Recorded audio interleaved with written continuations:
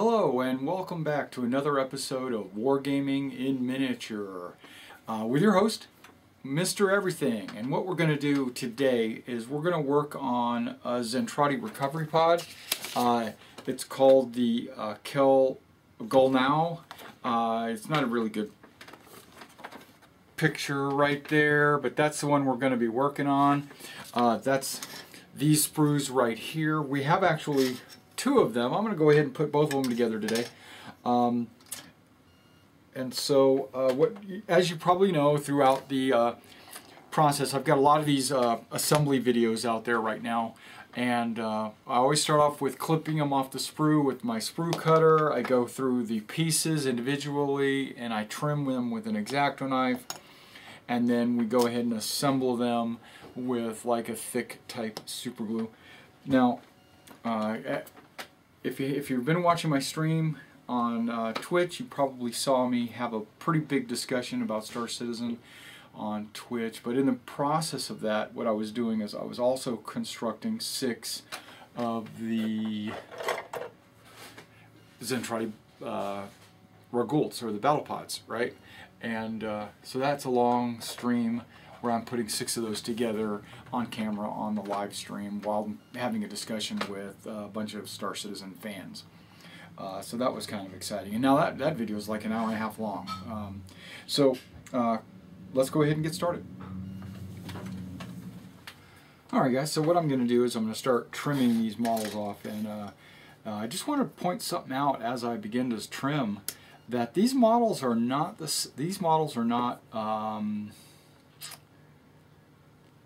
they don't look like they were designed the same as the other models. They're a lot thicker. The parts are thicker and meatier, more substantial. The plastic's thicker. It should be a more sturdy model. Even the flight base is kind of rugged, and it's even square shaped. It's not like a swoosh base. It looks more like a flight stand. Now, I did want to point out that this is probably going to be the last assembly video that I do until I get them all assembled. I've got over half of my battle pods finished, and I have only a couple more artillery pods, and then I'll be done with the Zentradi after these models, of course. And then because I've already got the officer pods and the recon pods, those are all already done. And so then once I get those models done, and I've got over half of my Valkyries done also, because I've been doing them like 3 models a night. I've been kind of, while I've been watching TV or what have you, I've been assembling Valkyries or Zentradi models, and so they're coming along nicely. So I'm going to say probably in the next, within the next, I'm not going to say week, maybe within the next 2 weeks, I'm going to have them all primed, and then I'll be able to, well, within the next week, I'll probably be able to put together some kind of rule videos where I can walk the rules through for you, so that you can understand how to play the game, and also then take it up to the local game store, maybe. No, let me back up. I'm sorry, I've skipped a step. And then I'll do some videos on painting them, okay? And so they'll get paint jobs, and you'll get to see some new or different painting techniques that you might not have seen from other painters out there, or they might be the same. But I've developed some of my own personalized painting techniques over the last 20 years, and 30 years. Hell, I've been painting figures for 30 years. And then once we get those put together and painted, and I've already gone over the rules kind of with you online, then what we'll do is we'll put together some games, either here in my man cave here on the ping pong table that we're on right now, or I'll take it into the local game store. I'll probably do both, actually. Take it into the local game store and round up some guys and put on a demo for you and for them, and maybe drum up some interest in this game in this local community. I do have a friend that already has this set, and he had plans, or has plans, or I don't know if he's done it yet or not, but he had planned to run some demos at the local game store also. So I don't know, maybe we can run it at the same time, have a couple of tables going, or maybe he's already finished. I don't know. So he wasn't, his plan wasn't to put a whole lot of paint on his models before he went and demoed. He was just gonna rush and try to get a demo done. I didn't want to rush. I wanted to make sure I got everything done. I want all my models to be beautiful, because I think that's half the battle. When you're sitting at a table running a demonstration of a game that you are promoting, I would hope that that person that's demonstrating the game to me would have put a little love into his models, you know. Just dipping it into house paint and letting it drip dry, that's not putting love into your models, you know. If you paint like one color, like brush paint one color, and then maybe go back over it with a second color just to dry brush it or highlight it, that's not putting very much love into your models. Why do you even bother playing miniature games if you don't enjoy painting the models? You know what I'm saying? If you don't enjoy painting models, go play a computer game. You know, the whole reason why you play a miniature game, 99% of the, no, not 99, but because you probably like the whole 3D aspect of the models on the table and stuff. But I would think that at least half of the enjoyment would be assembling and painting the models. If it's not, go play a computer game. Hell, you know, get off my table. When I was playing Warhammer, and I don't play Warhammer anymore. I don't play pretty much any version of any Games Workshop game out there. But I used to. I used to play tons of Warhammer. 40K, Fantasy, Necromunda, you know, Blood Bowl, all those games. I used to play all of those games. And we had a rule, because we had tournaments in those games. When I owned my own gaming store, we had tournaments that we would run in the store, and I had a rule, and this was a rule that I wish more gaming stores would implement. I was basically a paint Nazi, basically, and I hate to say it, but I pretty much had to force my players to fully paint their armies, because we had, initially, when I first opened, we would have tournaments, and we'd have a guy realize that, oh man, he needed a guy with a las cannon, right? And he didn't have one. He's building his army, and he needs this guy with a las cannon. So he'd go run over to the shelf, and he would buy a guy with a las cannon. That's great for sales, don't get me wrong. I love the sale. But then he would glue the model together real fast, and then he would carry it, he would put it in his army, and it would be pewter and plastic. And there would be no paint on it whatsoever. Is that part to this model? Okay, hold on.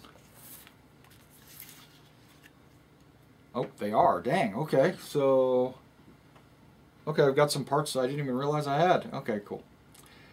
And sorry, got distracted. And so these guys would buy these las cannon guys, or just any model really, a hero, champion, whatever, and they would put them on the table and they would play with them. And you're playing this miniature game, and let's say Mike, he's sitting on the other side of the table, and he's got his dwarf army, and they're all fully painted, right? Every model's painted, the terrain is you know, the bases are flocked, you know, he's even got eyeballs painted, and he's got everything, right? He might even have some customization in there. He might even have like some magic like mist coming off of one of his wizards or something like that, and it looks really cool. And then you look over at the other side of the table, and the guy's got an army that's primed black, and he's got this silver model because he just bought it. And then, and that looks horrible on the table. And as a game coordinator, I don't want players that have horrible looking armies. Now, I understood that I was not going to be able to get everybody to paint up to my standards, or even, you know, I'm not saying I was that good, but I wasn't going to get everybody to paint up to a high level. So I decided to come up with a rule that forced people to at least make an attempt. And I had what was called a 4-color rule. Your army had to have, every model had to have at least 4 different colors on it. So you couldn't just prime and dry brush. You had to go back over with a paintbrush, locate something, and paint it, you know, and then come back later with another color and paint it. Okay, well, I thought this rule would be popular among the players that actually painted their armies. Because then, when they're playing the games, they're not playing against guys that are using primed models or models they just bought off the shelf, you know. And half the fun of playing is playing with other players that have fully painted armies. And you get to look at each other's armies and compliment each other and say, wow, this is painted really well, or check out the way I painted this model because I took some liberties and did this and that. And that's Wargaming Miniature 101 right there. Okay, well, the painters, oh boy, they jumped on it. They loved it. 99% of my gamers were all painters because they understand the whole idea behind miniature gaming, and they embrace it, and that's what they loved. And most of them had like 5, 6, 7, 20 colors on one model, you know, because they're actual miniature gamers. And then these other guys that were I call posers, you know, they're not really miniature gamers. They're just guys that have primed armies. They're at the table, and they have the minimum paint. They have 4 colors on every model. Now, I'm going to use one guy as an example. I'm not going to mention any names, but he would take his army, he would prime it one color. Okay, let's say black. He would spray paint his whole army black. Okay, that's great. Then he would take 2 cans of household paint, you know, acrylic, and he would dip his models halfway, you know, just less than halfway down into the model, into the paint. Then he would pull it out and hang them on a clothesline and let them drip dry. And then he would, once they were dry, he would turn them over and dip the bottom half in, just under halfway. So now he's got 3 colors. He's got the top, the bottom, and the primer showing through in the middle. And when that dries, then he would go back over with their heads, and he would take a brush, probably a household paintbrush, and he would paint the helmets or the heads or something a 4th color.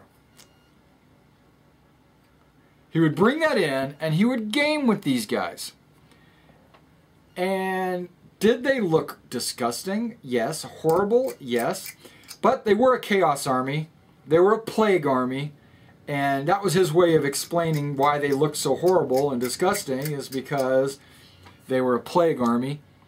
And I was like, well, you're following the rules technically, you know, you brought 4 colors, so I'm gonna let you play in the tournament. I just wish you had actually tried doing some painting. Oh, but I did, look, I painted their heads. Yeah. And he had a reputation. So I'm not saying that painters are elitists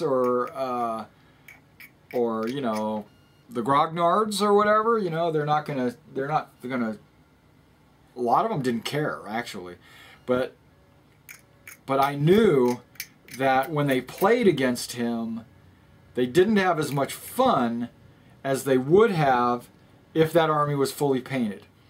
And that is what I'm trying to get at. I'm saying that when I go to do this demo around town to the different game stores, I'm not going to do it with just primed models. They're going to be fully painted. They're going to have their decals on them. They're all going to be named and numbered, you know. They're not going to be, nothing's going to be half-ass. Now, when I do the demo for you guys on camera, and we do the showing you how to play the game, sure, it might be primed, okay? They might have been started painted and they're not finished. But this is me just explaining the rules. But when I go to the store and I actually do a demo, I want my models to be fully painted. Hell, I want my models to be fully painted when I do the demo for you guys on the camera. It's just that I don't think that I will be done in time for that. Okay. Having said that, okay, I'll continue this when I get done trimming these models and I'm back to actually doing assembly. Okay, I've got everything trimmed and it's ready for assembly, and we've got the glue right here. Something I wanted to kind of point out to you again also, in my game store, we call it the War Room, okay? I mean, that was the name of the store. And one of these days I might reopen it and go back into business for myself. But right now, and I'm going to do it a lot differently too. I've learned a lot of lessons from that store and then having sold that store. But something that we might, something that we kind of jokingly,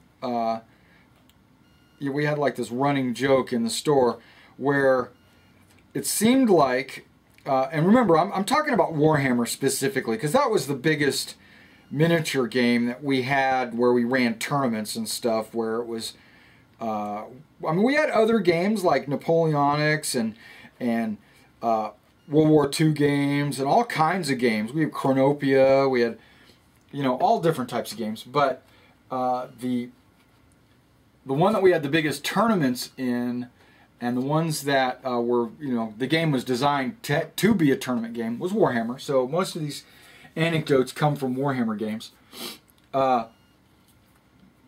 We had this running joke that it seemed like painted armies had better saving throws, because it just worked out that way, that our painted armies would succeed with their saving throws, or the non-painted armies wouldn't, and it would be like blatant.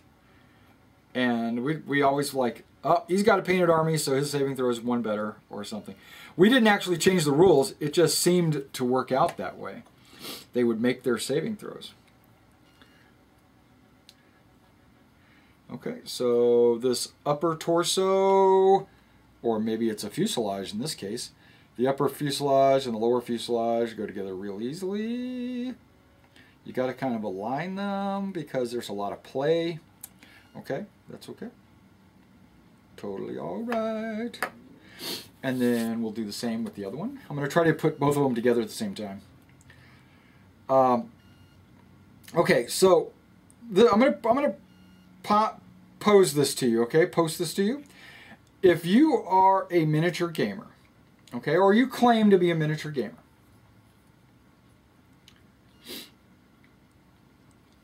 and you go to tournaments,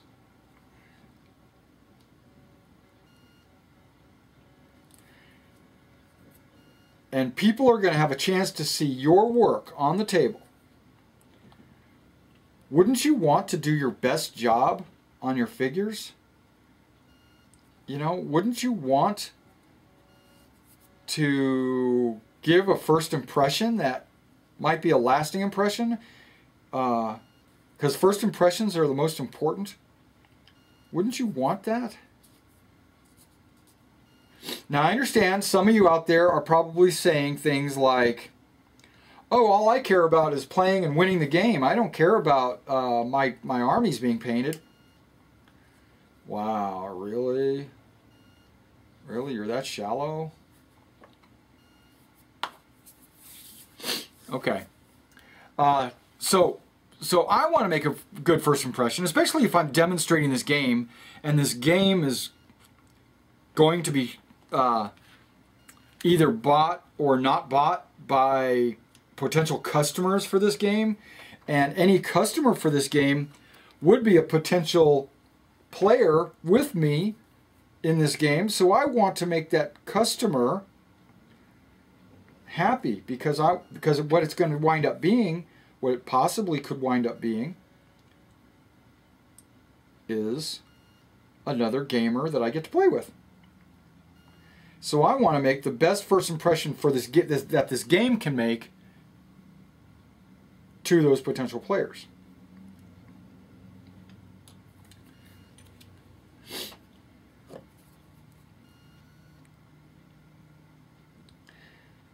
And then, having said that, I was going to make a point. I'm trying to remember what my point was.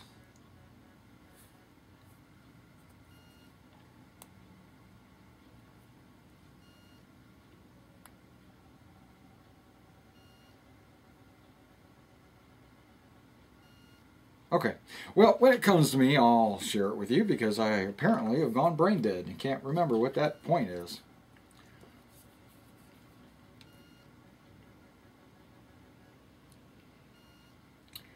Okay, but so far these models are going together pretty smoothly, because I think they're larger pieces.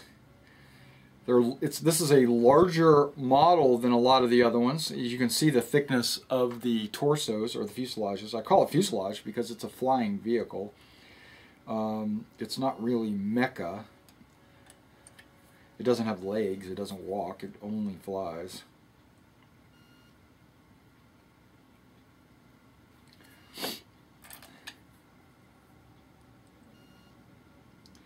And they call it a recovery pod. Really, I think it's more of a recon pod. It's not really a recovery pod. It's kind of like a scout pod is what it kind of looks like to me. But I guess we'll figure it out. Okay, got the arms on. Now it says that this back thruster panel plate thing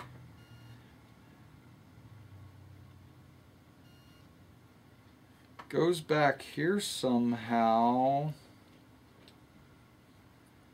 That's probably exactly how it goes, just right like that.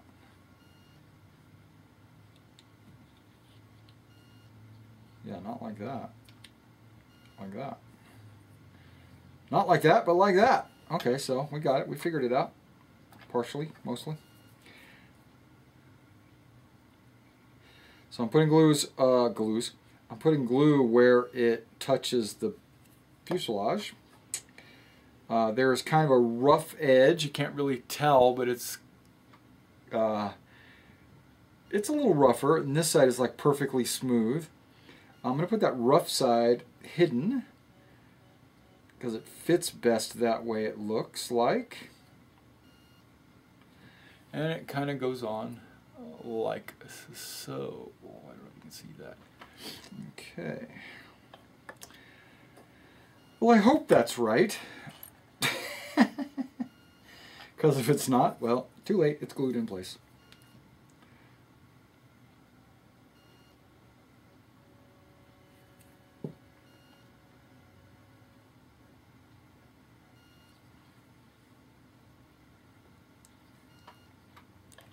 Sweet.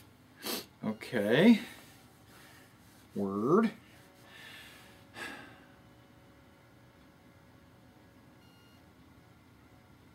Okay, and then there's some kind of engine piece that looks like it goes on the, what this is kind of showing, this top back here. It does have kind of a groove to fit down on there. Oh, okay, cool. It's kind of like it's nice and snug.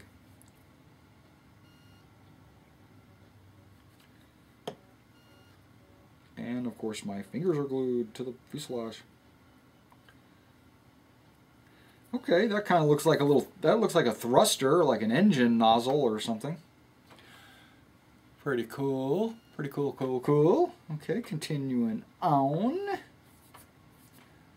This has got, remember, we're doing two of them, so I'm just doing two of the same things.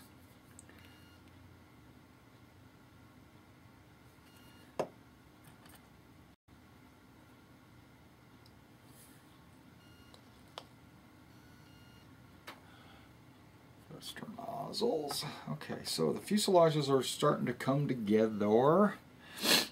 Okay, so we've got these like little antenna pieces, and we got these little radar fins, and then we got the two arms. Aha!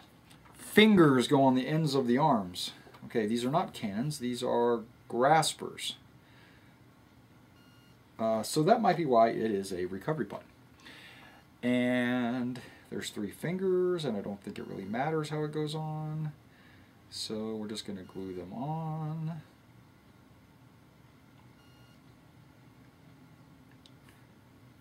One, Okay, now we're going to go do our second one.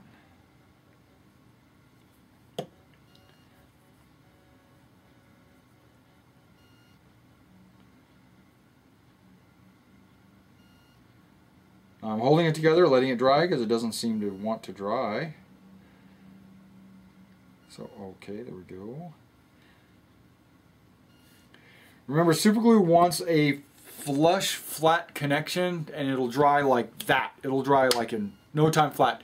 But if you've got any kind of gap or seam, or if it's rocked any way like this at all, then it takes forever to dry and fill up the gap. It'll just basically sit there. But once you press everything in there nice and tight, it'll dry. So it's best to make sure that both sides that are being glued are flat and flush. It'll help with your assembly times.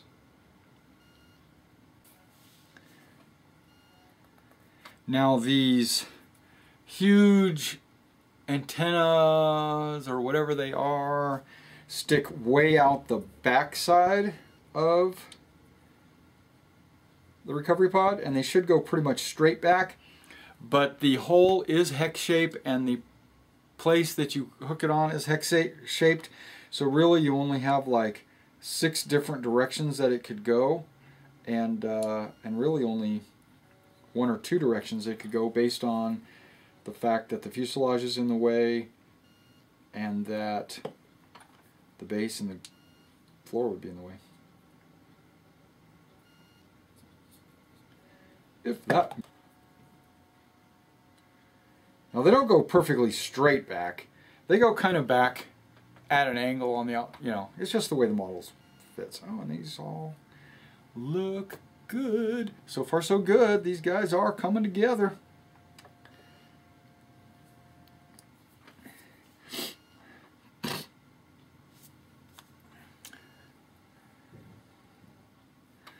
Okay. Now this flight base would go on kind of like that. Okay. You know what? This hole that goes into the bottom of the fuselage is a lot smaller than the nub on the top of the flight base. So what I'm going to do is just cut off a little chunk of the top of the flight base, just so it fits down inside that hole a little bit better.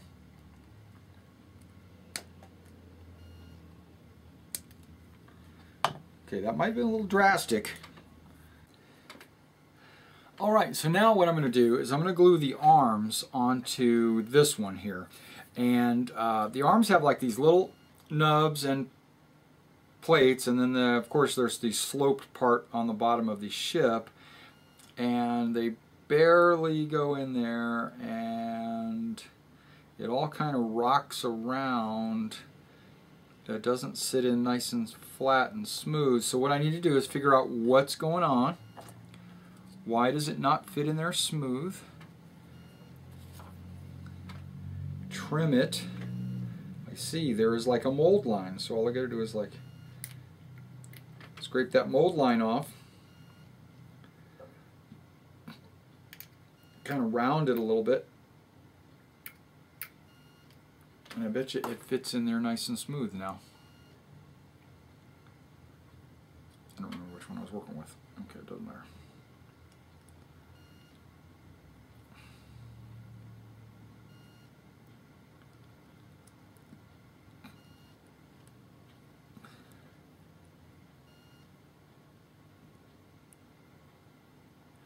Okay, so what I'm going to do now is apply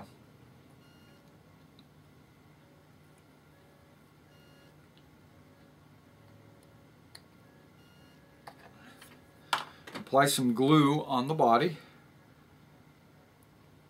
right around the hole where the arm would go into, and I'm going to hold it because the arm's actually, you got this little itty bitty piece here that's supposed to hold the entire arm on, so I want to make sure that it dries well before I let go. You know what I mean? You know what I mean? Know what I mean? Know what I mean? Know what I'm saying? No regrets. Know what I'm saying? Okay.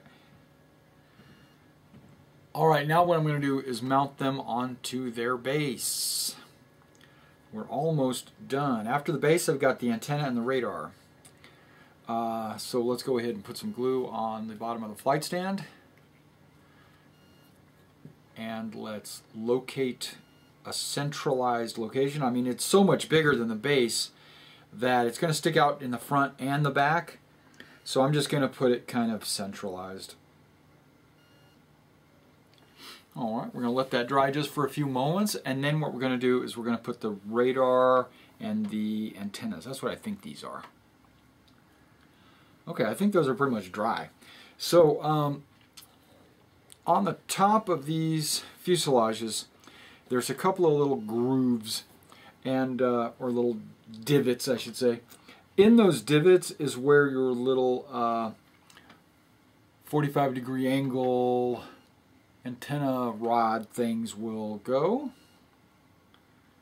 They don't look like they have a left and a right. They look like they're just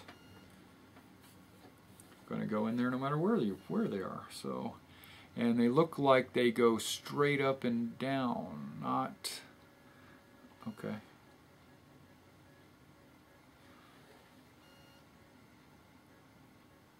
Not at an angle out or anything like that. So now I'm putting these models together, and I don't even think I have these in my army. It's just, they're just models I own, and I'm putting them together and letting everybody else have a chance to see how to put them together and what they look like. Never know, I might use them in the role-playing game, because I do plan to use the Robotech RPG Tactics as part of a role-playing campaign for Robotech. That I might start also next month once I get some.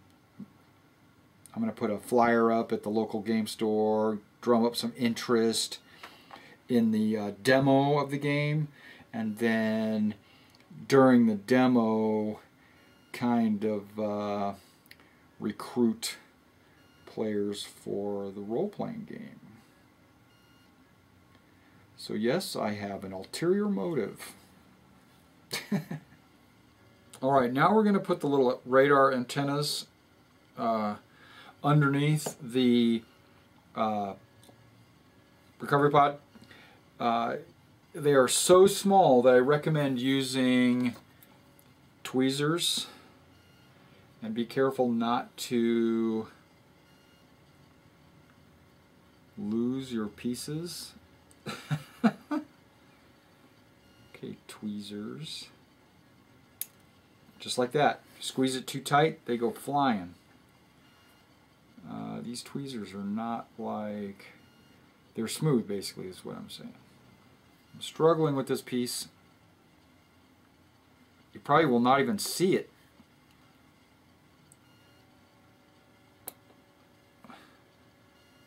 But the model building company saw fit to include this little itty bitty piece because, you know, it just had to be there. But as a model builder, I appreciate that. Because something I was I guess this was the subject I was going to say earlier. I'm going to take my time putting these models together because guess what? You only get to do it once. Because once they're put together, they're done. You've got them put together. You don't just put together models. Okay, that actually fit barely in there. Nice. Okay, and then the other one.